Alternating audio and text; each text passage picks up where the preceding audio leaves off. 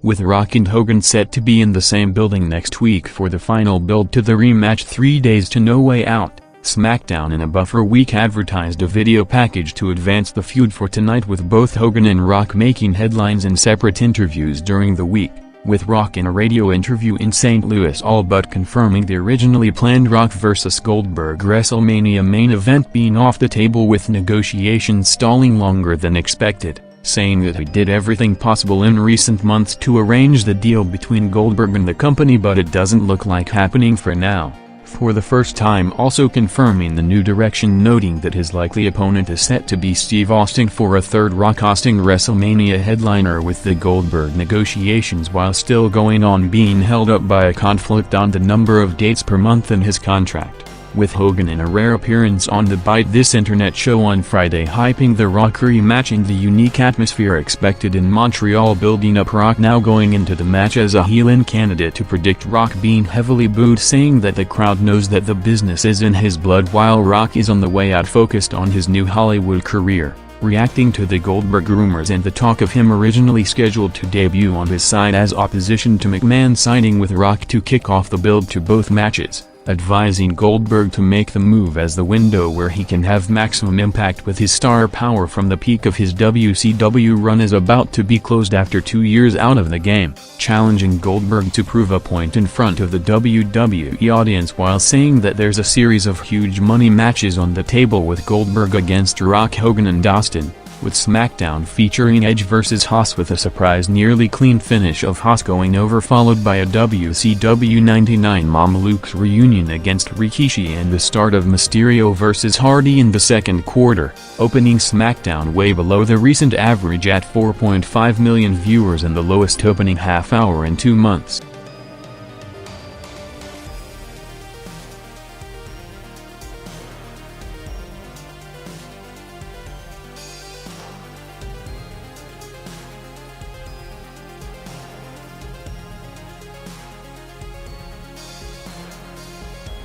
After a boosted number for the Joe Millionaire Fox reality show the previous week and an even bigger audience set for the season finale next Monday in heavy competition for Raw during the first 9 to 10 p.m. hour, the lead name on the show, Evan Marriott, who had a wrestling history after training to become a wrestler at UPW before deciding to move on with the folding of WCW and ECW in 2001, revealed during an interview on Howard Stern Thursday morning that he almost signed a deal with WWE for an angle leading into WrestleMania 19 before ending up turning it down, detailing the planned angle as him wrestling and bullying several women, with Trish as the main opposition and Ric Flair eventually getting involved as his manager, looking to capitalize on the show's hot streak and mainstream exposure, with the last episode drawing over 24 million viewers as a lead-up to the final in 4 days, with SmackDown after a slower than usual start continuing at the same pace with only gradual growth of 500,000 viewers throughout the first hour, closing at 5 million viewers. First with Benoit vs. A-Train going 6 minutes, with Benoit one of 2 potential major injury concerns for the company during the week after suffering a partial torn bicep in the TV match against Kurt Angle last Thursday, with him said to avoid surgery and work through it after being positioned for a WWE title chase, with the second perhaps more serious case seeing Edge undergoing several tests with potential neck injury, taking him off the weekend house shows and bad timing heading into WrestleMania season. In addition to both Edge and Benoit booked for the No Way Out 6-man tag with Lesnar against Team Angle in 10 days, followed by Undertaker's latest surprise from Big Show and Heyman revealed to be the returning Kanyon in a beatdown crossing over 9 p.m.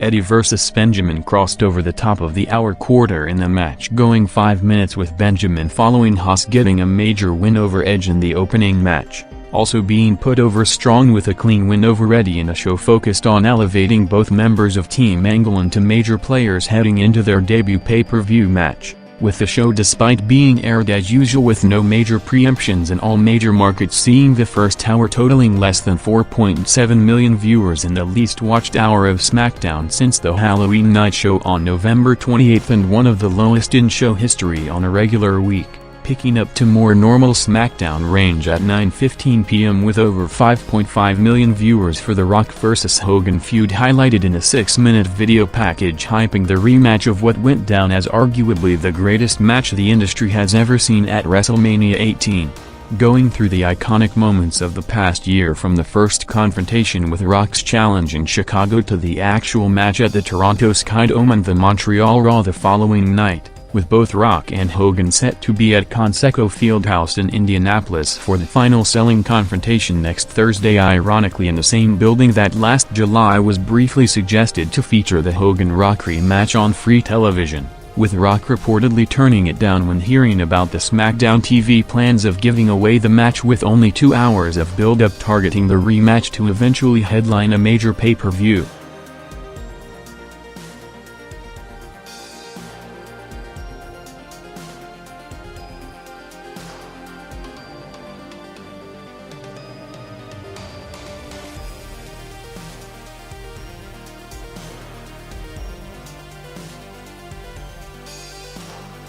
SmackDown featured a major crossover appearance midway through the second hour, with Hugh Hefner announcing a new WWE diva to be featured in Playboy magazine, said to be Tori Wilson as the third diva after Sable and Chyna during the peak of the boom period in 1999 and 2000 that led to record sales, with hopes of Wilson potentially topping it despite the company not having as much mainstream exposure as in the peak run of the previous 5 years. And after setting up the match since last Thursday with Cena making the challenge, Lesnar, after being kept on low profile since winning the Rumble with only several minutes of TV time in the past month, returning to the ring in the TV main event with Lesnar vs. Cena after being built up with another Cena rap promo on Brock kicking off earlier than usual at 9:41 p.m. with the show despite breaking the recent viewing pattern of a second-hour slide with consistent growth in almost every quarter, due to the low opening and only steady gain, ending up totaling 4.9 million viewers in only the fifth SmackDown broadcast in history to drop below the 5 million viewers range, and the first one not to air on a special holiday night or face preemptions in any of the major markets,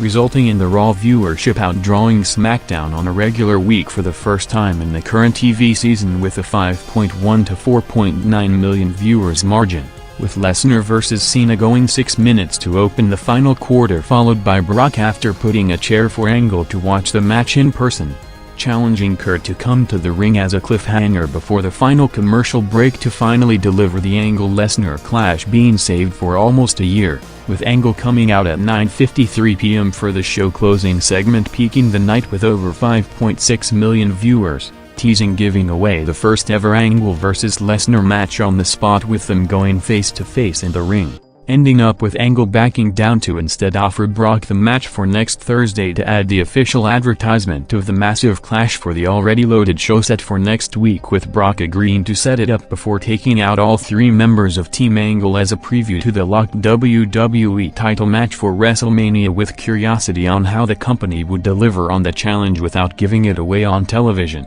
after the major viewership drop on the night, setting up for a strong rebound next Thursday with the Angle-Lesnar match and both Rock and Hogan in the house for one of the most hyped SmackDowns of the year.